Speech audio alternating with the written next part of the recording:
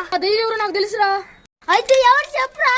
దాని పేరే పీచి. ఆ దయ్యం పేరే పీచి. అది ఒక మాలుమూరు గ్రామంలో ఒక ఆమెకు పుట్టాడు. కానీ గ్రామంలో అందరూ వాడిని ఎగతాళి చేసేవారు.